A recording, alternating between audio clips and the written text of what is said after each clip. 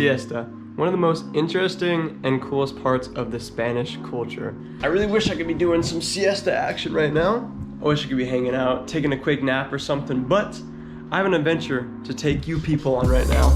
So in order to give you guys a good idea of what siesta culture is actually like, I decided to take you on a walk right now.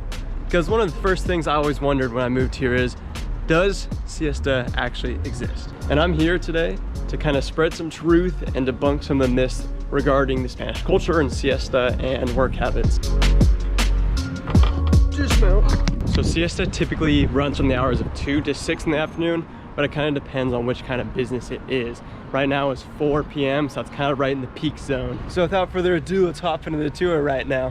Closed, closed, closed, closed, closed, closed, closed, closed, closed. The only things that will stay open tend to be the grocery stores, but they're always closed on Sundays. That is one thing you have to know, is the grocery stores, unless you're going to a Carrefour or a small little fruteria, all grocery stores will be closed on Sundays, which is, that's great. That's super good for the workers. Give people some time to actually relax and enjoy a day. So yes, the siesta culture does exist and it is full functioning in society.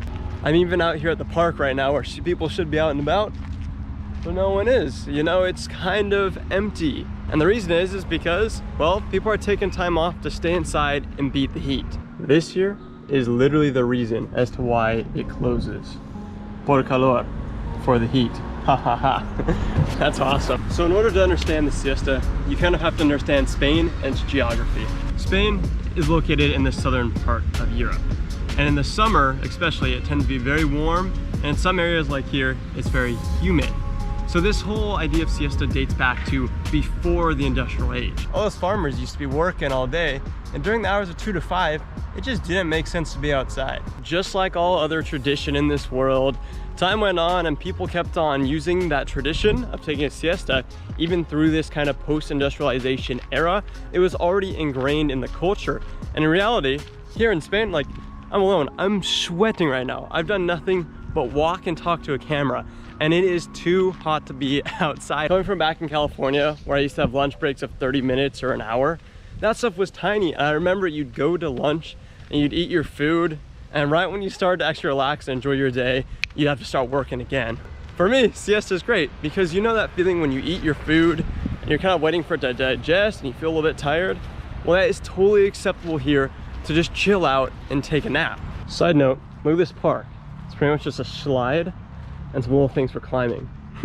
That's pretty cool. That's actually like the coolest little park design I've seen. But anyways, we're here at a park. There could be kids playing here midday, but siesta time. They're all inside. They'll be playing when it's cooler and nicer later in the day. So now that we all know that siesta culture exists, let's talk about one of the biggest myths or kind of perceptions of Spain that I don't think really exist. And that is that the Spanish people are lazy. I think this is absolutely not the case, because although they have that midday couple hours to relax and take a siesta, they work way late. Like for example, if you go to dinner here around 8 p.m., I don't even think a restaurant be open to serve dinner at 8 p.m. It's around 10.